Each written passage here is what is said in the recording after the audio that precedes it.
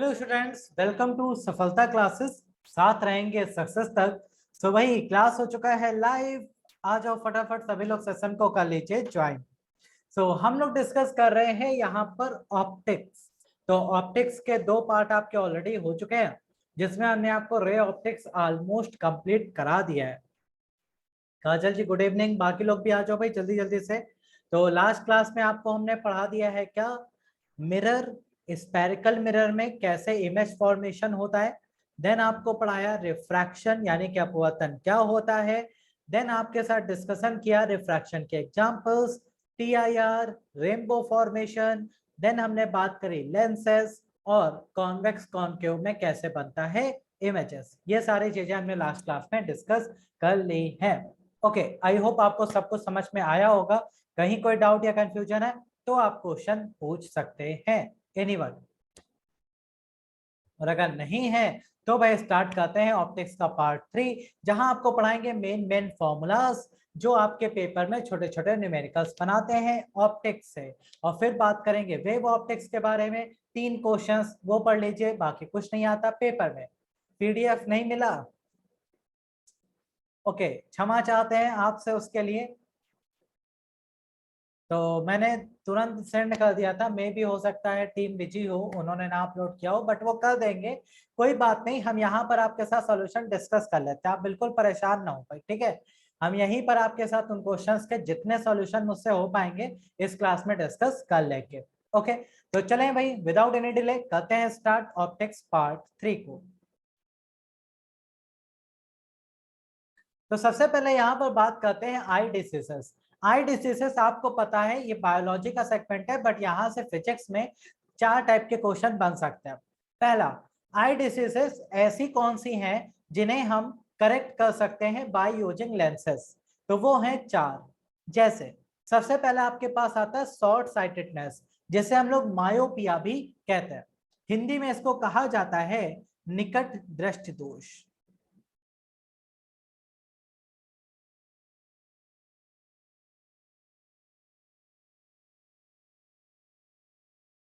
ठीक है, नाम इसका है निकट दृष्टि दोष यानी कि नियर साइटेडनेस। बट अगर आप इसको ध्यान से देखें तो इसकी जो डिसीज है वो नाम के अपोजिट है। मतलब नाम है नियर साइटेडनेस और आपको नियर ऑब्जेक्ट एकदम क्लियर दिखाई देते हैं। कहाँ का ऑब्जेक्ट क्लियर नहीं दिखाई देता? फार ऑब्जेक्ट्स, दूर की वस्तुएं आपको क्लियर नहीं दिखाई देती।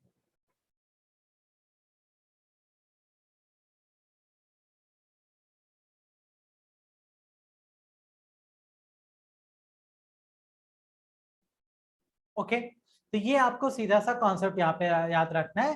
नहीं नहीं, 25 सेंटीमीटर से दूर नहीं, 25 सेंटीमीटर तो हमारा डिस्टिंक्ट विजन होता है। मिनिमम विजन की लेंथ वो है 25 सेंटीमीटर। अगर कोई ऑब्जेक्ट 25 से ज्यादा पास आ जाएगा ना तो हमें उसमें डिस्टिंक्ट विजन नहीं आएगा। डिस्टिंक्ट का मतलब जैसे मान लीजिए आपके पास कोई बुक है, मेरे पास ये बुक है मान लीजिए, ये आपको दिख रही होगी, ये बुक है मेरे पास। अगर इस बुक को मैं क्या करूं, डिस्टिंक्ट विजन जो है मेरे पास, उस डिस्टिंक्ट विजन 25 सेंटीमीटर उससे ज्यादा पास ले आऊंगा तो मैं इसके अल्फाबेट्स में डिफरेंस नहीं देख सकता। वो है आपका मिनिमम विजन का रेंज, वो याद रखिएगा। यहाँ पर फॉर ऑब्जेक्ट का मतलब दूर की वस्तु है, और पास का आपको क्लियर दिखेगा, दूर का क्लियर नहीं दिखेगा।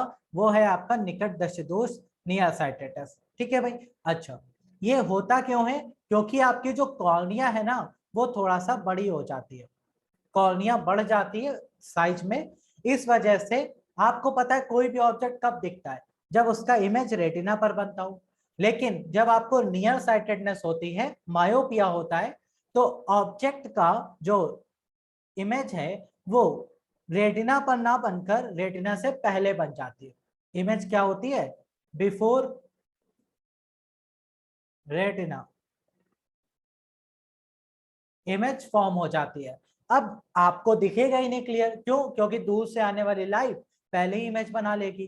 तो उसको रेटिना तक लेकर जाना है, तो आप कौन सा लेंस यूज करेंगे भाई? कॉनकेव।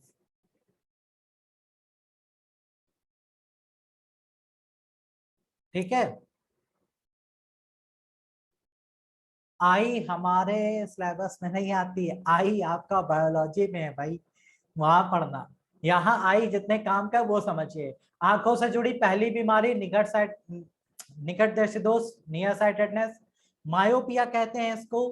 फार ऑब्जेक्ट्स इसमें क्लियर नहीं दिखते हैं, नियर ऑब्जेक्ट क्लियर दिखते हैं।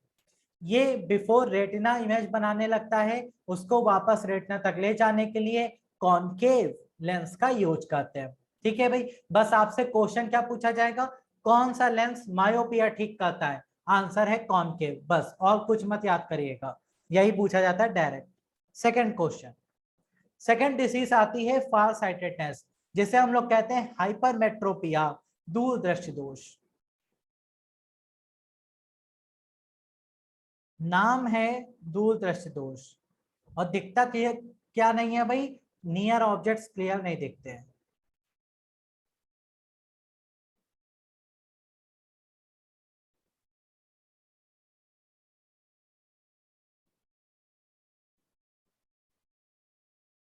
ओके, क्यों, यहां पर भी आपकी कॉर्निया की ही समस्या होती है। यहां पर इमेज कहां बनती है, रेटिना के पीछे बनती है, रेटिना पर ना बनकर रेटिना के पीछे बनने लगती है, तो उसको वापस रेटिना तक लाना होता है, क्योंकि इमेज कहां चली गई है, रेटिना के पीछे, तो उसको वापस रेटिना तक लाने के लिए हम यूज करते हैं कॉन्वेक्स।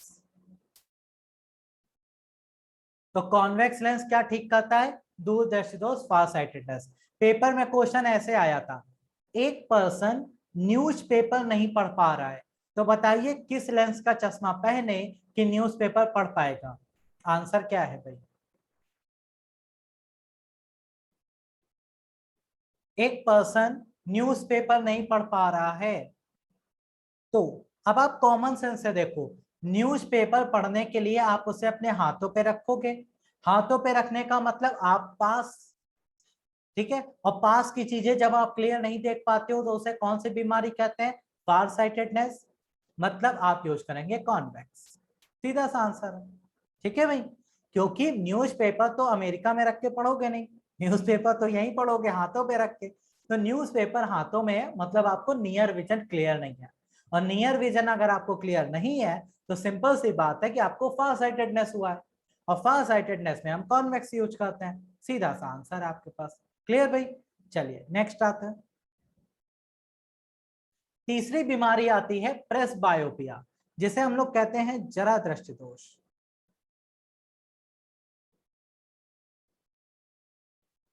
इसमें क्या होता है, ना आपको पास का दिखता है क्लियर, ना ही दूर का दिखता है, दोनों ही नहीं दिखता है भाई, ना पास का ना दूर का, तो ये है प्रेस बायोपिया। और प्रेस बायोपिया के केस में आप यूज करते हैं बाईफोकल लेंस, ठीक है, बाईफोकल लेंस, द्विफोकस लेंस का प्रयोग आप लोग कर लेते हैं। फिर आती है चौथी बीमारी एस्टिग्मेटिस, एस्टिग्मेटिस जिसे हम लोग कहते हैं आबिंदुकता,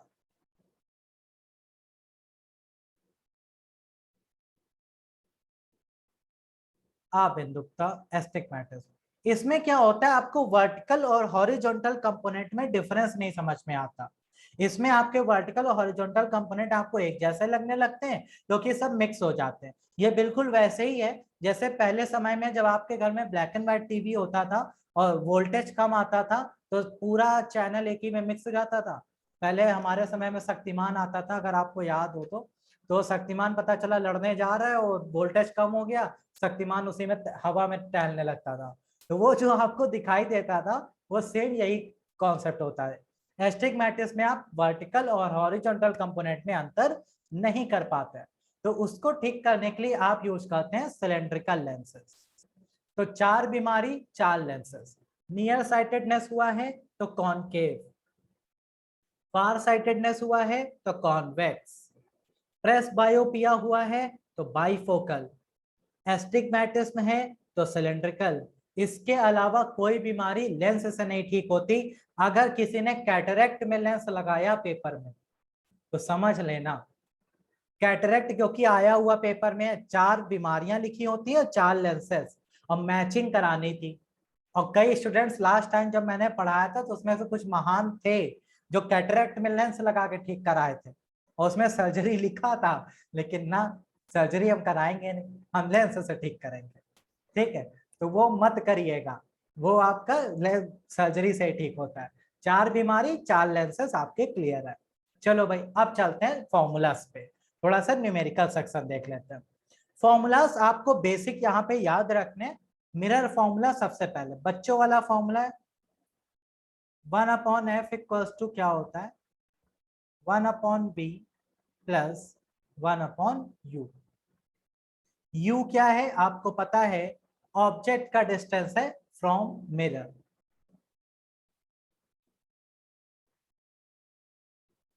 distance of object from mirror, दर्पण से वस्तु की दूरी। और ये हमेशा निगेटिव लेनी है आपको, क्यों, क्योंकि ऑब्जेक्ट हमेशा लेफ्ट साइड में रखा जाता है, इस वजह से। v क्या है, v है distance of image from mirror. और ये निगेटिव पॉजिटिव डिपेंड करेगी कहाँ इमेज बन रही है। अगर राइट साइड में बन रही है तो पॉजिटिव, लेफ्ट में बन रही है तो निगेटिव। और f आपके पास क्या है, फोकल लेंथ है, वो भी डिपेंड करेगी आप कैसा मिरर ले रहे हैं।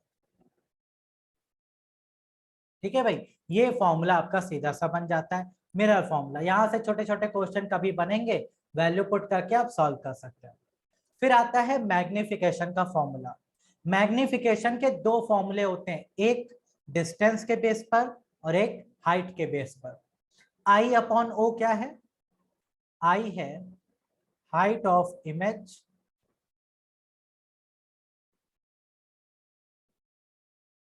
और O क्या है, हाइट ऑफ ऑब्जेक्ट।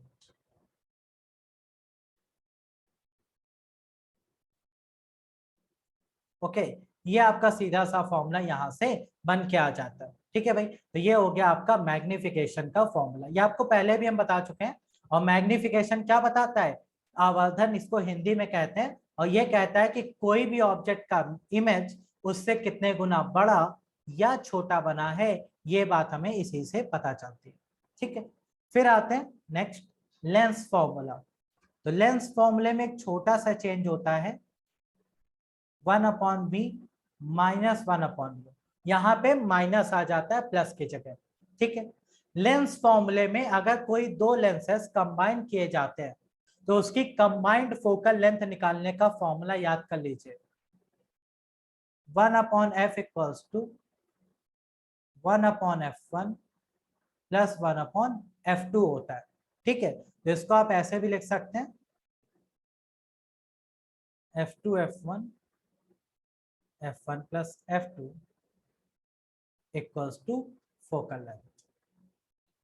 तो आप इस तरह से भी इसका यूज कर सकते हैं। ठीक है, हाँ इसमें भी u आपको नेगेटिव ही लेना है, क्योंकि u हमेशा ऑब्जेक्ट की लेंथ है जो लेंस के लेफ्ट साइड में ही रखी जाती है। ठीक है, तो ये हो गया आपका फोकल लेंथ कॉम्बिनेशन का फॉर्मूला, कि अगर दो लेंसेस कंबाइन हो रहे हैं तो कंबाइंड फोकल लेंथ कितनी होगी। और अगर आपसे कंबाइंड पार पूछी जाए, कंबाइंड पार, तो उसका फॉर्मूला बिल्कुल सीधा सा होता है, P1 प्लस P2।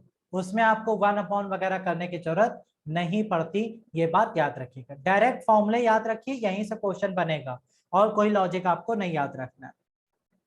इसके बाद मैग्निफिकेशन का सेम फॉर्मूला है, बस यहाँ माइनस नहीं होता। मिरर में आपको हमने दिखाया ना, -v/u, यहाँ पर माइनस नहीं होता, सिर्फ v/u। बाकी फॉर्मूला सेम है बिल्कुल, कोई आपको नया यहाँ पे फॉर्मूला नहीं मिलेगा। इसके बाद हम बात करते हैं प्रिज्म से। प्रिज्म से कुछ बढ़िया क्वेश्चन आपके पेपर में बनते हैं। पहला कि भाई प्रिज्म का फॉर्मूला क्या होता है, तो भाई प्रिज्म का फॉर्मूला कोई बताएगा, एंगल ऑफ इंसिडेंस या रिफ्रैक्टिव इंडेक्स, इन सब से रिलेटेड।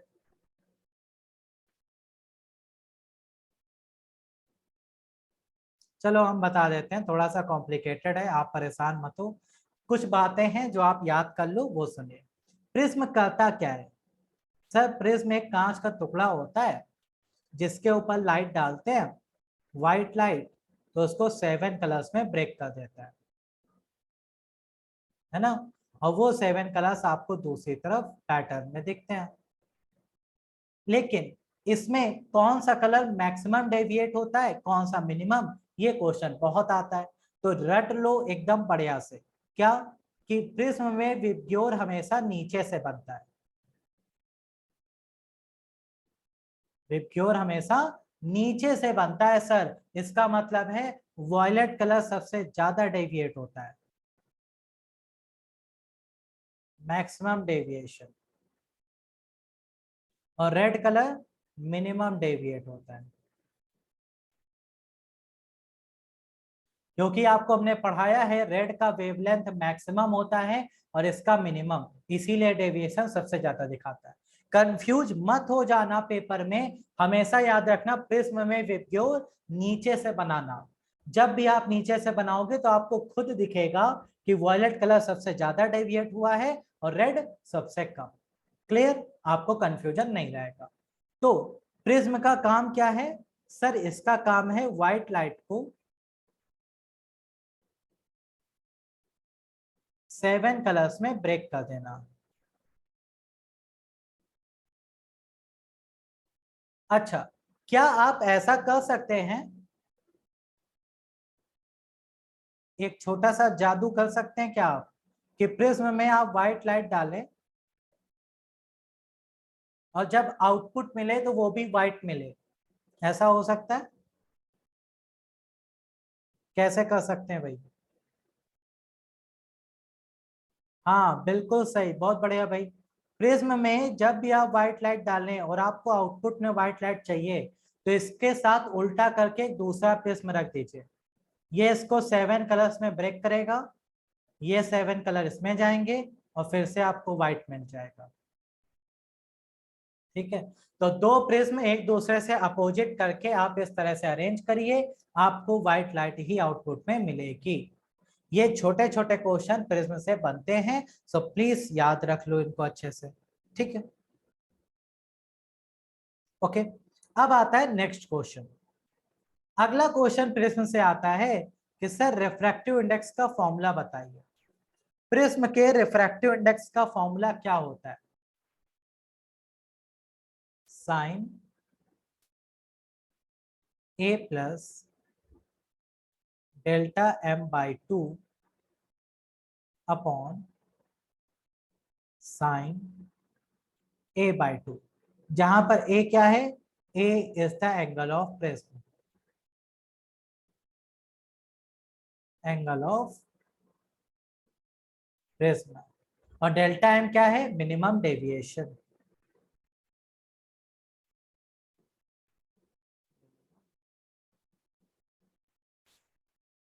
डेविएशन, ठीक है भाई, ये छोटे छोटे फॉर्मूले आपको याद रखना है।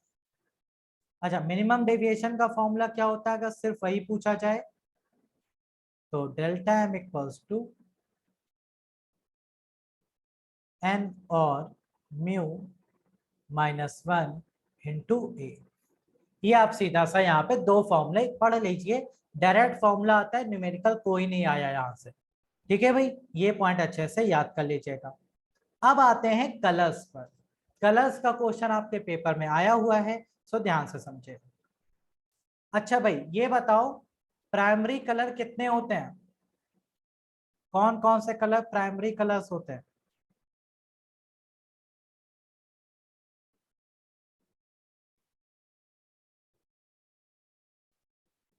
Second formula delta M equals to N minus one into A है, एन या म्यू रिफ्रैक्टिव इंडेक्स है। आप इसको ऐसे लिख लो अगर आपको कंफ्यूजन है तो, n-1 इंटू ए। ठीक है, तो प्राइमरी कलर कौन कौन से होते हैं, प्राथमिक रंग,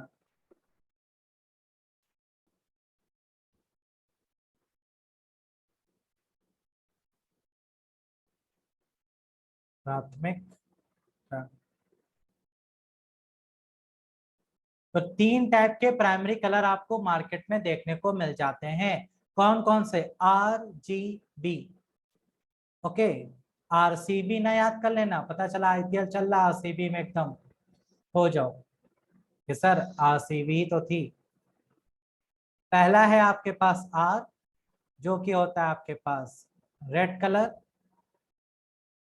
सेकंड आता है आपके पास G, जो कि है आपके पास ग्रीन कलर, और बी फिर आता है आपके पास ब्लू कलर। ठीक है भाई, अब यहां से आपको कॉन्सेप्ट समझना है किसका, वो है कॉन्सेप्ट इनके कॉम्बिनेशन का। क्वेश्चन कैसे बनते हैं, सर अगर हम रेड, ग्रीन और ब्लू, ठीक है, इसको कलर के साथ बनाओ तो आपको बढ़िया लगेगा ना। सर अगर हम ग्रीन कलर, ब्लू कलर और रेड कलर तीनों को मिला दे तो कौन सा कलर हमें मिलेगा भाई? अगर तीनों कलर को मिला दिया जाए तो कौन सा कलर मिलता है, बताओ, एनीवन?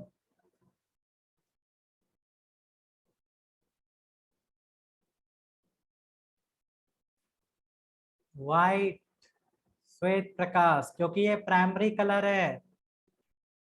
प्राइमरी कलर अगर तीनों एक ही में मिला दोगे तो आपको हमेशा व्हाइट कलर मिलेगा, याद कर लीजिए।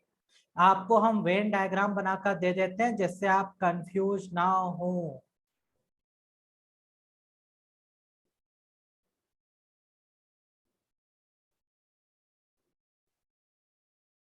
देखो भाई, वेन डायग्राम आपके पास है, ध्यान से देखो।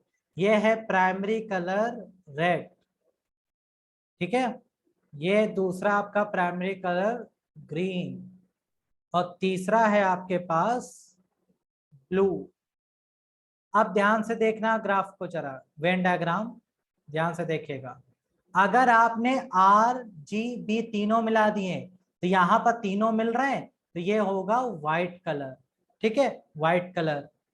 अब आपसे पूछा जाता है कि सर अगर हमने रेड और ग्रीन मिला दिया तो कौन सा कलर बनता है? लाल और हरा रंग मिलाकर कौन सा कलर बनता है भाई? तो आपका आंसर है येलो कलर। ठीक है, ये हमने येलो कलर से आपको बना के दे दिया, येलो कलर। दूसरा, अगर रेड और ब्लू मिल जाए, लाल और नीला, तो बनता है मैजेंटा कलर। मैजेंटा, याद कर लीजिएगा कलर का नाम, मैजेंटा कलर बनता है। और अगर आपको दे दिया जाए ब्लू और ग्रीन तो ये बनता है इंडिगो, या फिर आप पिकॉक ब्लू भी इसको कह सकते हैं। ठीक है, इंडिगो या पिकॉक ब्लू भी आप इसको कह सकते हैं। तो ये आपके कंबाइंड कलर हो गए, इन्हें अच्छे से याद रखिएगा। एम मतलब मैजेंडा कलर है, डब्लू मतलब व्हाइट कलर है, वाई आपका येलो कलर हो गया, और आई मतलब इंडिगो हो गया, या फिर आप उसको पिकॉक ब्लू भी कह सकते हैं। ठीक है, बस इतने आपके कलर्स के क्वेश्चन आते हैं, इससे बाहर कोई क्वेश्चन कलर्स का नहीं पूछा जाएगा। बाकी कुछ आएगा तो अपना सोनी देख लेना। ठीक है, चलो, हो गया यहां तक कॉन्सेप्ट क्लियर? किसी को समस्या तो पूछो भाई जल्दी से। आपको हमने पढ़ा दिया क्या क्या, eye diseases, mirror formula, lens formula, magnification, relation, primary colours, press, कैसे क्वेश्चन आते हैं। ठीक है, चलो अब बात करते हैं वेव ऑप्टिक्स की।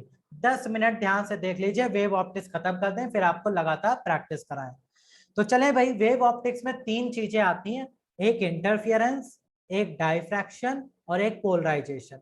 एक एक करके तीनों से दोस्ती करते हैं। सबसे पहले दोस्ती करते हैं इंटरफियरेंस।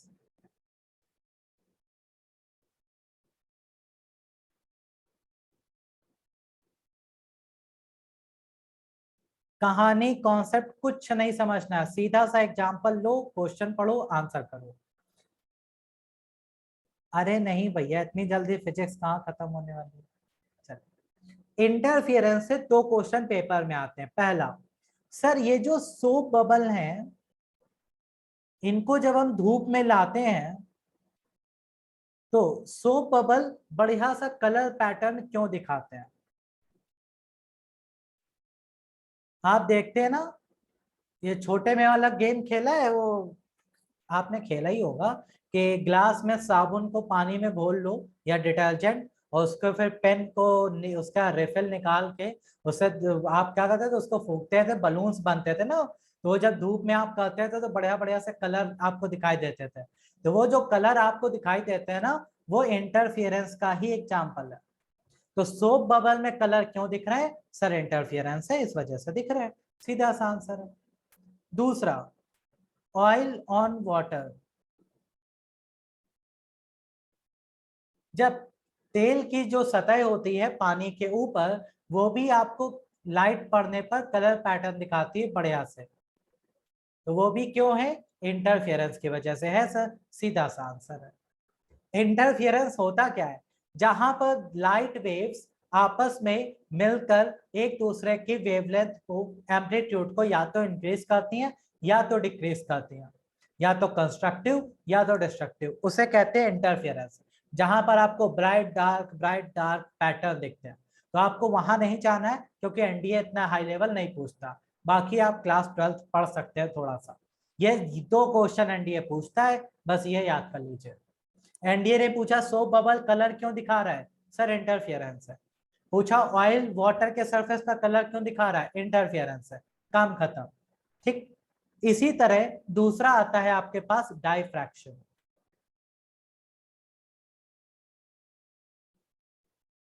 डाइफ्रैक्शन जिसे हम लोग कहते हैं विवर्तन। विवर्तन क्या होता है? जहां पर लाइट वेरी स्मॉल कॉर्नर्स से मुड़ जाती है, लाइट का अपने कॉर्नर्स पर से मुड़ जाना डाइफ्रैक्शन कहलाता है। ठीक है, यहां से भी आपका डायरेक्ट एग्जांपल आता है, सीडी और डीवीडी लाइट पड़ने पर बढ़िया से कलर पैटर्न दिखाते हैं। रीजन क्या है सर? डायफ्रैक्शन है। डाइफ्रैक्शन कहाँ है? सीडी या डीवीडी जब आप धूप में ले जाते हो, वो भी आपको बढ़िया सा प्योर कलर दिखाते हैं। रीजन डाइफ्रैक्शन है, क्योंकि रास्ते से मुड़ रहा है लाइट वहां पर। ठीक है भाई, ये पॉइंट अच्छे से याद रखेंगे। थर्ड आता है आपके पास पोलराइजेशन। सिर्फ इतने एग्जांपल्स पढ़ लीजिए, पेपर में और इससे बाहर नहीं पूछते।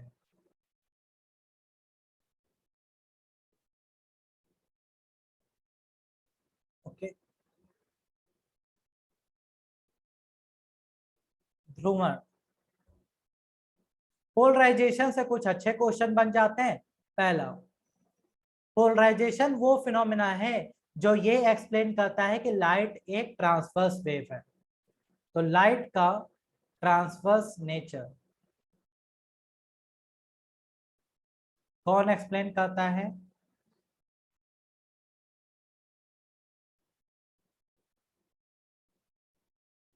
ओके, ये पोलराइजेशन एक्सप्लेन करता है। क्यों? क्योंकि पोलराइजेशन सिर्फ ट्रांसवर्स वेव में ही होता है और किसी में नहीं, और लाइट में हो रहा है, इसका मतलब लाइट एक ट्रांसवर्स वेव है। साउंड में नहीं होता क्योंकि साउंड एक लॉन्गिट्यूडनल वेव है। ये बात हमेशा याद रखिएगा। दूसरा क्वेश्चन, सर पोलराइजेशन जो है उसका एग्जाम्पल क्या बनता है पेपर पे? उसका एग्जाम्पल बनता है कि सर पोलराइड ग्लासेस हम कहाँ कहाँ यूज करते हैं? नाइट विजन ग्लासेस जो आप पहनते हैं, वहां पर आप इसका यूज करते हैं, क्योंकि रात में आपको सामने से जब गाड़ियों की लाइट पड़ती है तो आपको क्लियर विजन नहीं आता। तो यही पोलराइजेशन के लिए हम पोलराइड ग्लासेस पहनते हैं, जिससे कि आपको आसानी से सामने का विजन क्लियरली दिखाई दे। 3D स्पेक्स, आप लोग 3D मूवी देखने जाते हो थिएटर में? जब कभी भी आप 3D मूवीज देखने जाते हो तो आपको एक स्पेशल टाइप के ग्लासेस दिए जाते हैं पहनने के लिए, है ना, कि उसको पहनकर ही आपको 3D इफेक्ट दिखाई देता है। तो वो भी पोलराइड ग्लासेस ही होते हैं जो वहां पर यूज होते हैं। ठीक है। तीसरा, आपने वो देखा है, क्या बोलते हैं उसे, अरे नाम ही नहीं याद आ। हाँ, समुद्र में मिलने वाली सीपियां, देखिए ना, जो शंख के कलर की होती है, सॉरी सेब के होते हैं, उस टाइप की समुद्र के अंदर आपको जनरली मिलते हैं। तो उनका जो गोल्डन कलर दिखाई देता है वो गोल्डन कलर पोलराइजेशन की वजह से ही दिखाई देता है। सीपी जिससे कि आपके मोती निकलते हैं वो जो होते हैं वो आपके गोल्डन कलर क्यों दिखाते हैं, वो भी इसी पोलराइजेशन की वजह से ही दिखाते हैं। ठीक है, ये आपको बस इतना पढ़ना है वेव ऑप्टिक्स में और कुछ नहीं। ठीक है, ये आपको अच्छे से याद कर लेना है। ठीक है, तो ये आपके जो कॉन्सेप्ट बन गए वेव ऑप्टिक्स में, इंटरफेरेंस के 2 एग्जांपल, डायफ्रैक्शन का 1 एग्जांपल और पोलराइजेशन से इस टाइप के 2 क्वेश्चन। बस और कोई क्वेश्चन वेव ऑप्टिक्स से नहीं आता। अगर आपका कोई डाउट या कंफ्यूजन नहीं है तो बताइए, प्रैक्टिस स्टार्ट करें, जितने भी क्वेश्चन है सारे यहीं पे सॉल्व कर ले। बताओ भाई, अगर आपको पूछना है तो आप पूछ सकते हैं, अगर नहीं तो करते हैं भाई क्विज स्टार्ट करें, कोई समस्या नहीं। तो चलो स्पीड में आंसर करना है, तो आधे घंटे में सारे क्वेश्चन मैं ट्राई करूंगा हो जाए, और जल्दी से जल्दी हो जाए उसके लिए अपने आंसर नोट करते चलना। जितना पढ़ाया गया उसमें से कितना आप कर पा रहे हो, जितने सही होंगे उसको 1 मार्क्स आप देते चलिएगा। ठीक है भाई, लास्ट में अपने मार्क्स जरूर शेयर करना ईमानदारी से। चलो स्टार्ट। बिल्कुल पीडीएफ मिल जाएगा, परेशान ना हो, क्वेश्चन आपके पास है, देखिए आंसर बताइए। एसर्शन रीजन, डायमंड ग्लास से ज्यादा चमकदार होता है, रीजन डायमंड का रिफ्रैक्टिव इंडेक्स ग्लास से कम है, इस वजह से। बोलो भाई।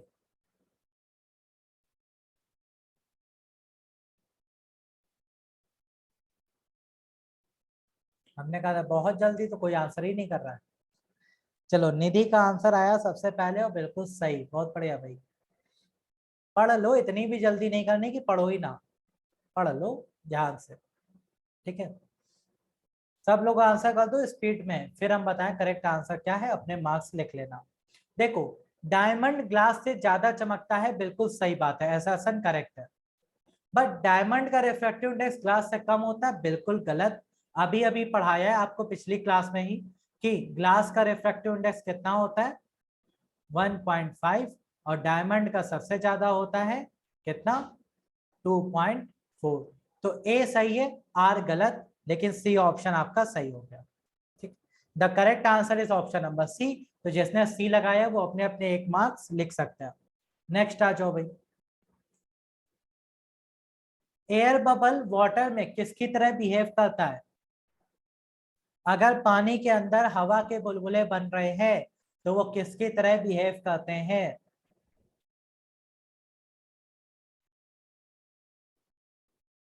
जल्दी जल्दी आंसर स्पीड में।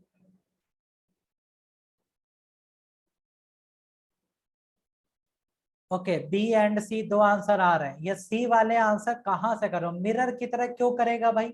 हवा अपने आर पार लाइट को जाने देता है, तो मिरर की तरह क्यों बिहेव करेगा? कोई मतलब ही नहीं है मिरर का। अब आपके आंसर आ रहे हैं बी, और राइट आंसर है बिल्कुल डी, जो किसी ने नहीं दिया। कॉनकेव लेंस की तरह बिहेव करता है air bubble, air bubble concave lens की तरह बिहेव करता है, कॉमन सेंस लगाओ।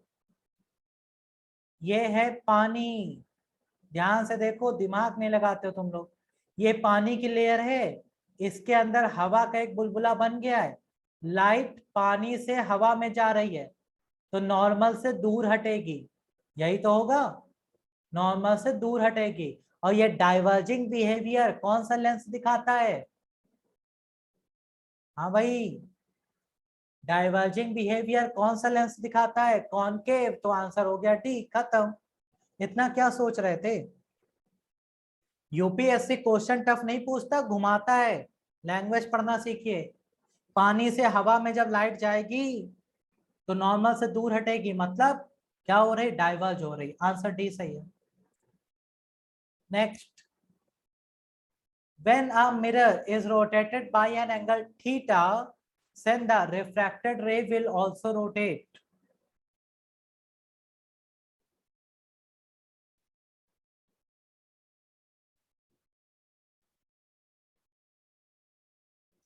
कितना?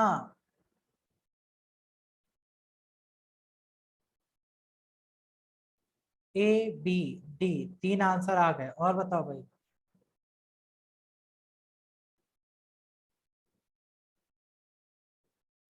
और कोई?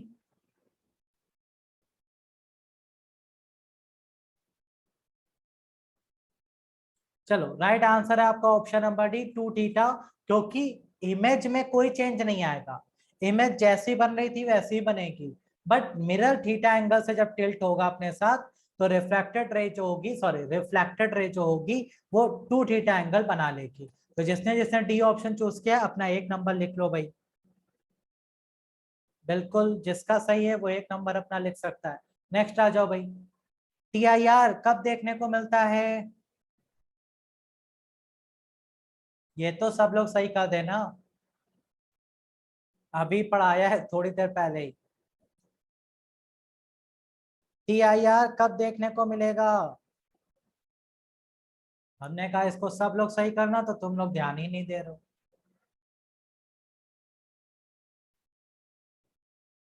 ओके। अरे मेरे बच्चों, ध्यान से समझो। टीआईआर तभी मिलता है जब आप डेंसर से रेरर मीडियम जाते हैं। हवा से पानी कहाँ से डेंसर से रेरर हुआ भाई? पानी से ग्लास कहाँ से डेंसर रेरर हो रहा है? हवा से ग्लास कहाँ है? दिख नहीं रहा डायमंड से ग्लास? थोड़ा अमीर सोच रखो, डायमंड को भी चूज करो। क्या मतलब पानी हवा में खेलते रहोगे? भैया, डेंसर से रेरर जाने पे ही टीआईआर होता है, अभी पढ़ाया। तो बस आप डायमंड से ग्लास चाहिए, डेंसर से रेरर। क्यों रेरर से डेंसर चूज कर रहे हैं, समझ में नहीं आ रहा। क्वेश्चन पढ़िए, इतनी भी जल्दी में मत रहिए कि पता चला जल्दी आंसर देने के चक्कर में गलत करो। पढ़िए, पढ़ने का समय है आपके पास। चलो, सीडी डीवीडी में रेनबो पैटर्न अभी अभी पढ़ा के आया।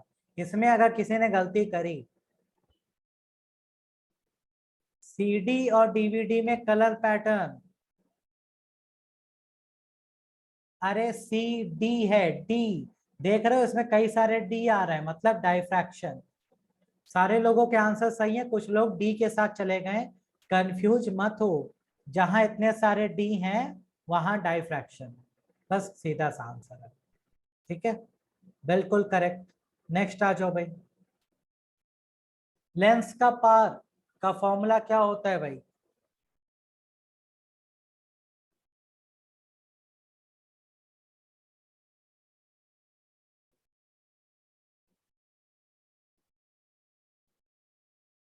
देखो, लेंस का पार पूछा है, रेडियस नहीं, डी मत लगाओ।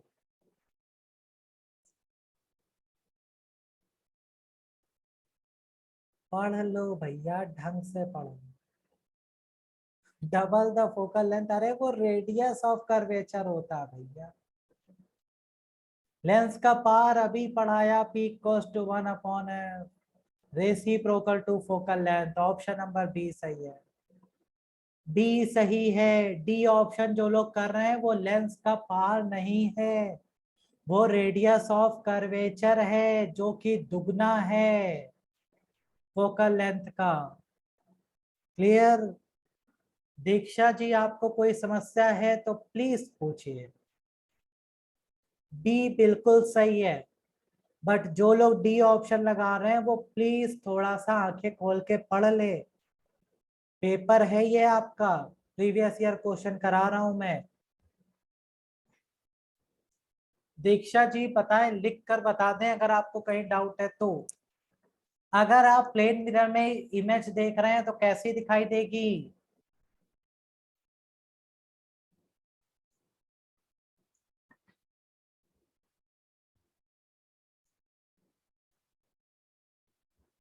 प्लेन मिरर में इमेज देख रहे हैं तो कैसा दिखाई देगा?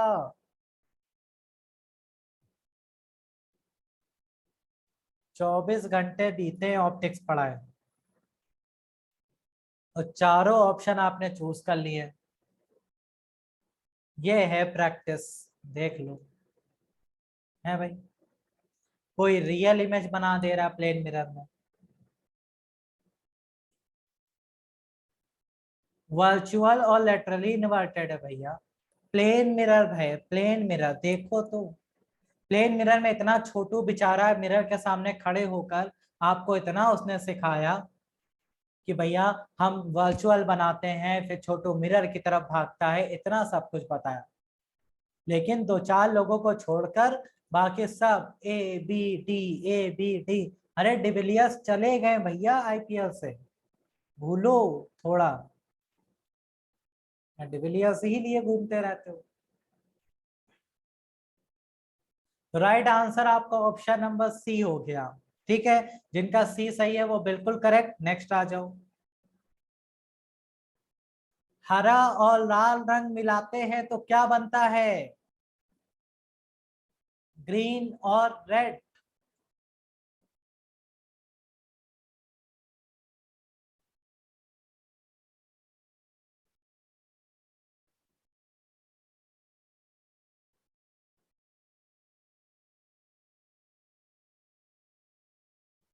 हाँ भाई।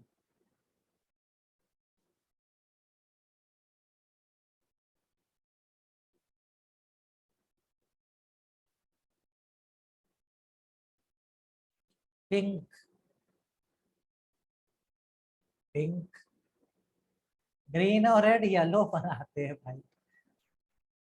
ग्रीन और रेड येलो बनाते हैं, येलो। ठीक है, डी ऑप्शन सही है। चलो, प्राइमरी कलर ये तो गलत मत करना। प्राइमरी कलर्स कौन है? हाँ अच्छा, आरसीबी कितने लोगों की फेवरेट टीम है? देखो आरसीबी बता भी रहा कोई है ना, मैं बताता। वो आरजीबी है, आरसीबी नहीं। ठीक है, रेड ग्रीन ब्लू, आरजीबी। ठीक है, बी ऑप्शन सही है। आरसीबी के सपोर्टर, सीएसके, सीएसके सपोर्टर हम भी है भाई, from 2008, since, okay since 2008 full supporter of CSK. Okay, Punjab Mumbai Delhi सब आ गए, चलो बढ़िया। चलो भाई नेक्स्ट क्वेश्चन आ जाओ। According to the new sign convention, अरे आईपीएल पूरा देखते हैं भाई, आईपीएल सीएसके का मैच नहीं छोड़ते, बाकी सब ठीक है। ओके तो ये फॉर्मूला बताइए जल्दी से, ये फॉर्मूला कहाँ एप्लीकेबल होता है?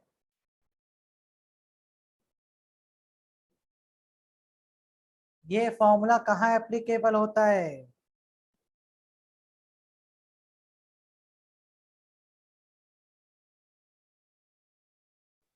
ओके तो ये है मिरर फॉर्मूला, तो सिर्फ मिरर में ही एप्लीकेबल होगा, बिल्कुल सही ऑप्शन नंबर ए।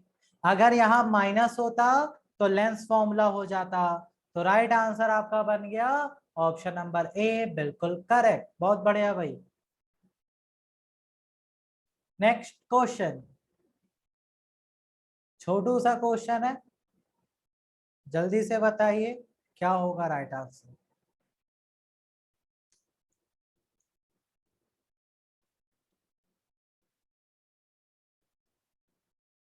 अभी अभी पढ़ाया है आपको, अभी अभी पढ़ाया है।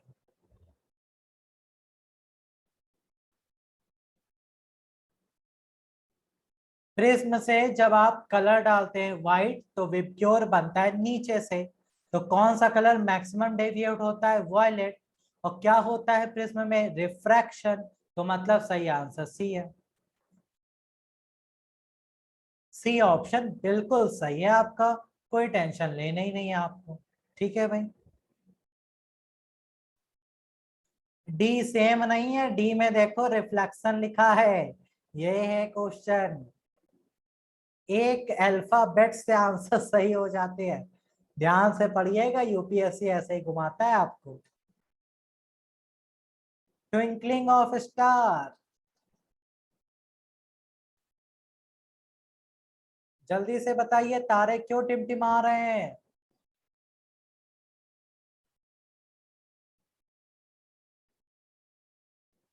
वाई तारे ट्विंकलिंग, बताइए जल्दी से। बिल्कुल सही, correct answer option number A है, एटमॉस्फेरिक रिफ्रैक्शन। आज ही पढ़ाया आपको, आज ही पढ़ाया। ये ए तो हमने पढ़ाया भी नहीं है। क्यों भैया, ए कहाँ से कर रहे हो answer? Twinkling of star, atmospheric refraction, C option बिल्कुल सही। Next.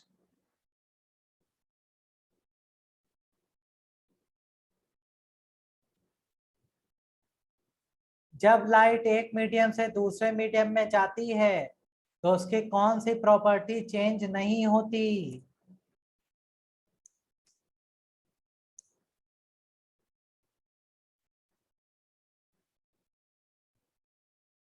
Okay, A and D दो आंसर आ रहे हैं।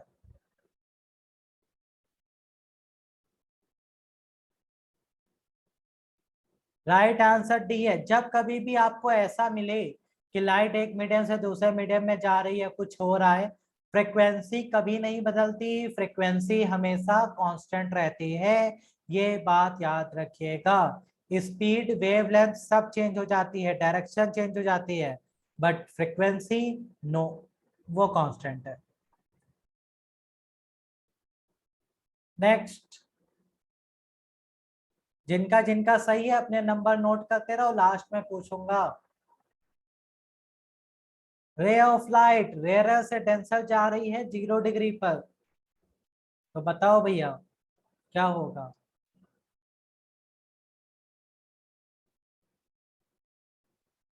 रेयर से डेंसर जा रही है 0 डिग्री पर।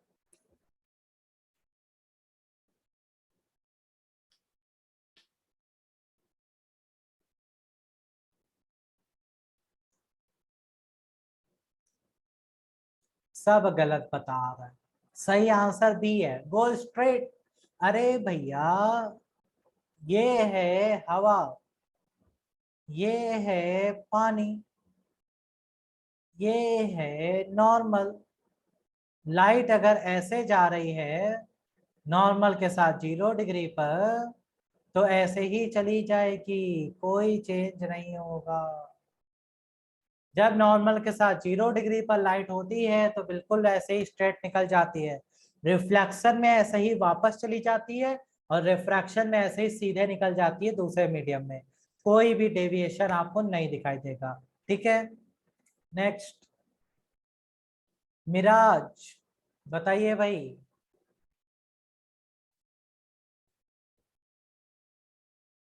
हाँ बिल्कुल, मिराज के बारे में बताइए, मिराज। हम फिर कह रहे हैं ध्यान से पढ़ो, क्यों नहीं पढ़ते हो भैया? हाथ जोड़ के रिक्वेस्ट कर रहे हैं, हाथ जोड़ रहे हैं, प्लीज ध्यान से पढ़िए। पेपर है ये आपका, आती हुई चीजें आप गलत कराओगे, क्या फायदा है? मिराज या मरीचिका, आपको अभी अभी पढ़ाया, इसके पीछे दो फिनोमिना काम करते हैं, रिफ्रैक्शन और टीआईआर। दिख नहीं रहा ऑप्शन नंबर डी किसी को?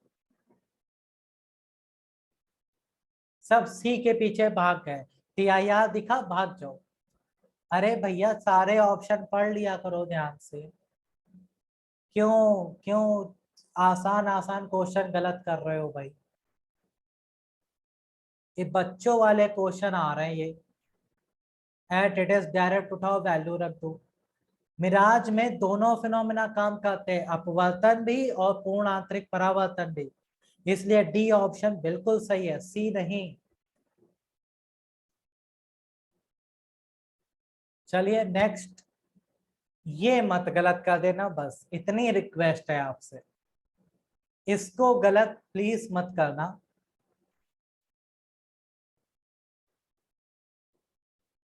ओके, चलो भाई 100% आंसर सही आए हैं पहले क्वेश्चन में, और ये है R = 2F। 100% सही आंसर, धन्यवाद। चलते हैं नेक्स्ट क्वेश्चन पर। लेमन पानी में डालने पर संतरा बन जाता है, रीजन क्या है?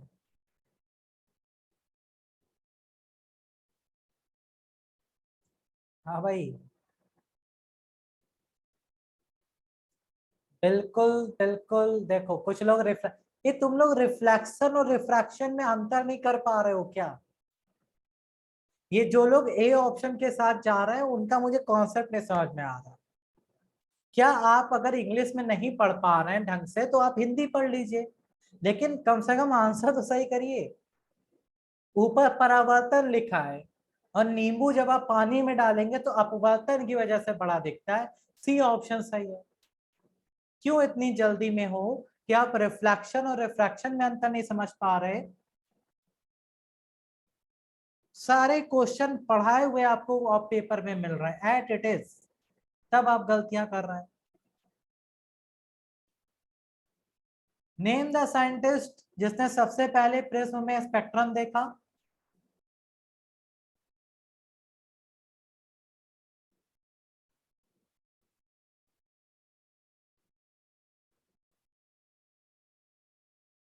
ये तो आपने पढ़ा ही नहीं है तो आपको आता ही नहीं होगा। राइट आंसर न्यूटन, याद कर लो। राइट आंसर न्यूटन है भैया, न्यूटन, आइजैक न्यूटन, पहले साइंटिस्ट जिन्होंने स्पेक्ट्रम देखा by using prism. Light energy escaping from the sun can be spread by, सूर्य के प्रकाश को कौन फैला देता है?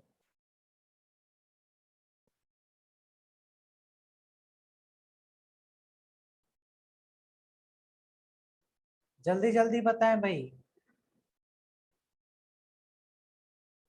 सूर्य के प्रकाश को एटमॉस्फेयर में फैलाना है तो हम रेन ड्रॉप्स नहीं यूज करेंगे। ये आपसे रेनबो पूछा गया है घुमाकर। भैया रेनबो पूछा गया है, सिर्फ लैंग्वेज उसने रेनबो ना लिख के ये पूछा है कि सूर्य के प्रकाश को फैला दो, तो रेनबो नहीं पढ़े। उसका काम तो है ना सूर्य के प्रकाश को फैलाना, वीडियो दिखाना। राइट आंसर ए हो गया। लैंग्वेज पढ़ना सीखिए, यूपीएससी है ये। माना एनडीए आसान होता है, इतना भी नहीं। जब आप पढ़ ही नहीं रहे क्वेश्चन को पूरा अच्छे से। Next, focal length objective lens के टेलीस्कोप की है 50, मैग्निफिकेशन फैक्टर है 25, आई पीस की फोकल लेंथ बताइए। अगर आपको फॉर्मूला आता है तो बढ़िया, नहीं आता है तो याद कर लो फॉर्मूला। मैग्निफिकेशन होता है F nought upon F E. F nought objective lens का focal length, F E eye lens का फोकल लेंथ। तो यहां से एफ ई हो गया F nought upon magnification, 50/25, answer है 2। ठीक है भाई, तो ये हो गया आपका सीधा सा टेलीस्कोप का आंसर। नेक्स्ट, अभी आपको यादों में हमने खोने के लिए कहा था कुछ घंटों पहले, तो आंसर क्या है भाई बताइए।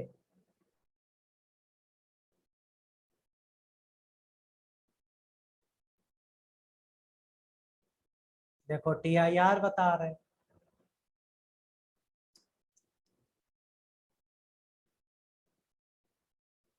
हमें समझ नहीं आ रहा हम आप लोगों के ऊपर गुस्सा करें या आप लोगों के आंसर्स पे हंसी आ रही है, कुछ मतलब हम डिसाइड नहीं कर पा रहे। इतने प्यारे प्यारे एग्जाम्पल देके मैं समझा रहा हूँ कि भाई बढ़िया सा कॉन्सेप्ट सिखाया था। रिफ्रैक्शन, सनराइज होने के 2 मिनट पहले सूरज दिखने लगता है, सनसेट के 2 मिनट बाद तक दिख रहा है। आप नदी के किनारे बैठे यादों में खोए हैं, तब भी ना याद हो रहा रिफ्रैक्शन। ज्यादा ही खो जाते हो तुम लोग यादों में, हम जरा सा एग्जाम्पल कह देते तुम लोग भावनाओं में बह जाते हो। दिक्कत ये है, पता चला खो गए, रिफ्रैक्शन किनारे हो गया, यादें नहीं खत्म हो रही। तो भैया अभी खत्म कर दो सब, रिफ्रैक्शन याद रखो बस। चलिए next, beam of light passing through a glass prism, so which colour deviates the least. ध्यान से सुन लो, लीस्ट पूछा है। हाँ ध्यान से देखो, मैं कह रहा हूं ध्यान से सुनो लीस्ट पूछा है। वॉयलेट वॉयलेट वॉयलेट क्या है भाई? लीस्ट नहीं समझ में आ रहा, सबसे कम, न्यूनतम। रेड, ये मैक्सिमम होता है भैया, मैक्सिमम। रेड होता है लीस्ट। ठीक है, नेक्स्ट। ओ, ये तो इलेक्ट्रिसिटी का आ गया। चलो इलेक्ट्रिसिटी का इलेक्ट्रिसिटी में सॉल्व करेंगे। ये भी इलेक्ट्रिसिटी का आ गया, क्या इलेक्ट्रिसिटी के क्वेश्चन लग गए बीच में। चलो नेक्स्ट, लेंस के बारे में कौन सा स्टेटमेंट सही नहीं है?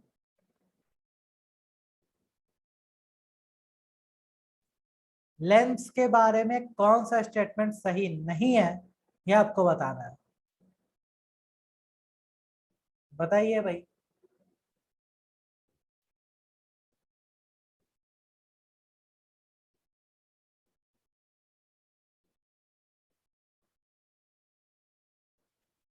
Okay, right answer option number B, concave lens real image कभी नहीं बनाता, ये सिर्फ वर्चुअल बनाता है, यही गलत है।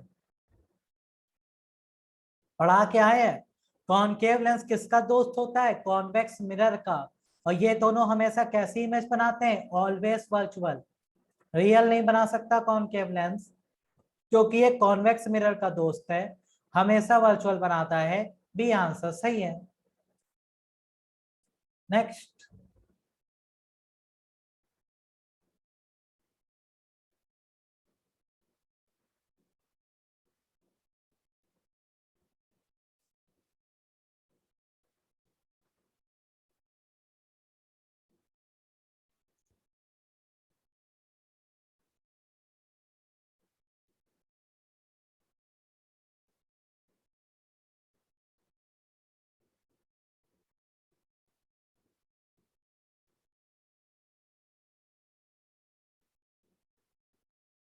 Okay, C and D. भैया, जहां कहीं भी ऑप्टिकल केबल नाम आ जाए तो क्या ढूंढो? टी आई आर ढूंढो। कहीं पर टी आई आर दिख रहा है? हाँ सर ये दिख रहा है, ये लोग खत्म हो गया आंसर। ऑप्टिकल फाइबर दिखा, एग्जाम्पल होता है टी आई आर का। आंख बंद करो, टी आई आर लगाओ, घर जाओ, हो गया। इतनी साइंस पढ़नी ही नहीं है, खत्म। नेक्स्ट आइए।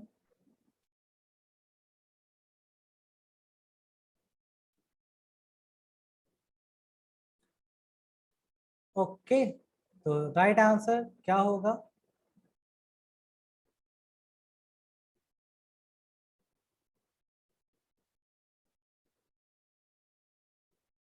ये आपका गृह कार्य है, ये ईएम रेडिएशन का क्वेश्चन है। इसको आप घर पे सॉल्व करिएगा, देखेंगे नेक्स्ट क्लास में क्या करते हो आंसर। आ जाओ भाई नेक्स्ट। पेरिस्कोप, बड़ा प्यारा क्वेश्चन है, हमें यही ढूंढ रहे थे। इसको जरा समझ लो, पेरिस्कोप क्या होता है, कैसे काम करता है।